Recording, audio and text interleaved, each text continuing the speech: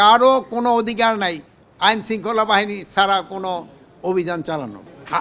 এইটা ক্ষেত্রে আমি আপনার সাথে আমি দ্বিমত করব না, এটা তো আমাদের হচ্ছে, বাট এটা আমরা যেই জায়গায় হচ্ছে আমরা কিন্তু সাথে সাথে তাদের আইনের আওতায় নিয়ে আসতেছি। এ ব্যাপারে আমি আপনাদের কাছে অনুরোধ করব, আপনি দেখবেন যে ইভেন পুলিশের উপরেও আক্রমণ হচ্ছে। এইগুলি ক্ষেত্রে আপনারা জনগণকে একটু সচেতন করতে হবে।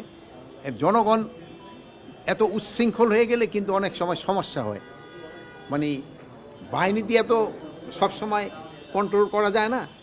এর ক্ষেত্রে যেমন ধরেন আমাদের ছেলে মেয়েদের কন্ট্রোল করার জন্য মা বাবা তারা একটা বড় ভূমিকা পালন করে, আত্মীয় স্বজন একটা বড় ভূমিকা পালন করে।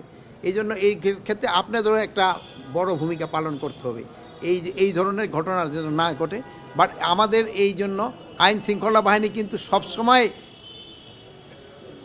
ভিজিল্যান্ট আছে, তৎপর আছে, এবং যে জায়গায় হচ্ছে তাদের কিন্তু আমরা আইনের আওতায় নিয়ে আসতেছি।